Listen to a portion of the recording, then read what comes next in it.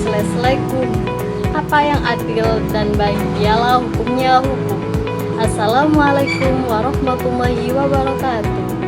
Perkenalkan, saya Salwatul Ais dengan NIM 24011100266. Saya dari Prodi Ilmu Hukum Fakultas Hukum Universitas Trunojoyo, Madura. Saya di sini akan memaparkan tugas individu akhir mata kuliah Hukum Tata Negara yang bertema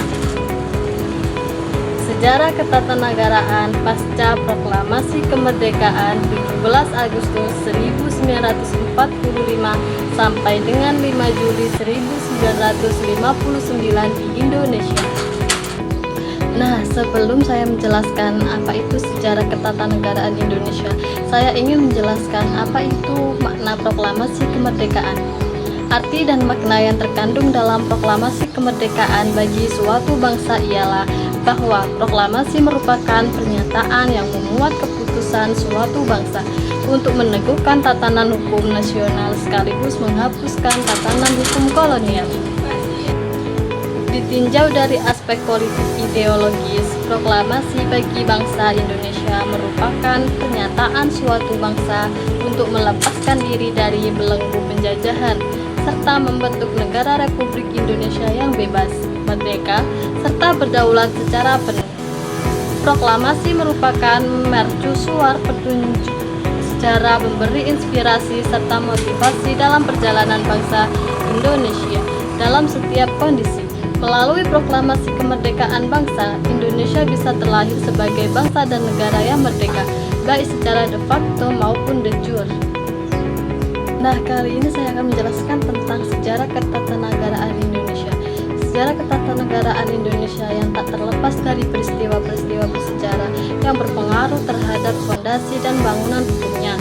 Peristiwa-peristiwa tersebut antara lain yaitu dikumandangkannya proklamasi kemerdekaan pada tanggal 17 Agustus 1945, lahirnya Undang-Undang Dasar 1945, lahirnya Konstitusi RAIS 1949, Dekret Presiden 5 Juli 1959, serta bergantinya sistem pemerintahan dalam konstitusi.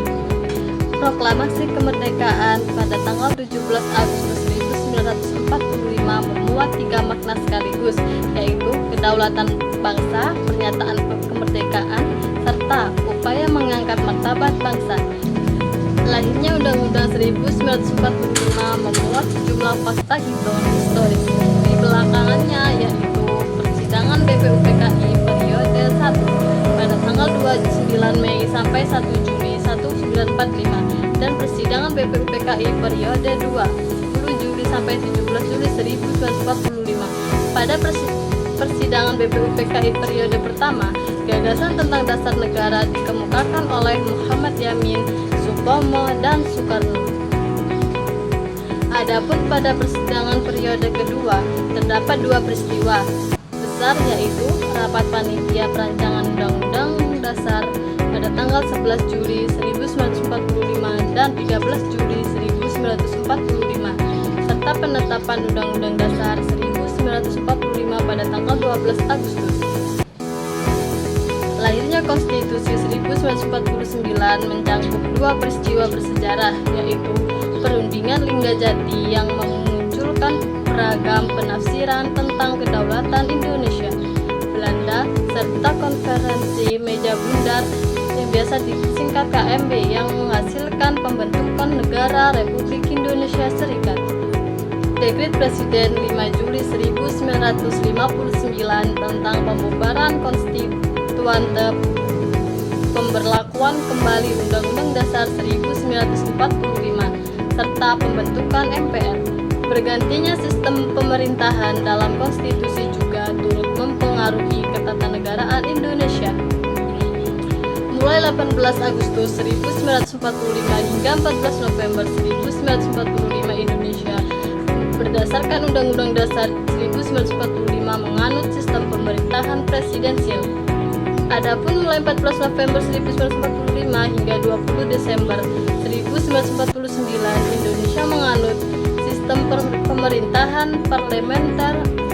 Akan tetapi, sejak pemberlakuan kembali Undang-Undang Dasar 1945 dengan dasar Dekret Presiden Nomor 5 Juli 1959, negara Indonesia kembali menggunakan sistem pemerintahan presidensil. Sekian penjelasan dari saya, kurang lebihnya saya mohon maaf. Terima kasih. Wassalamualaikum warahmatullahi wabarakatuh.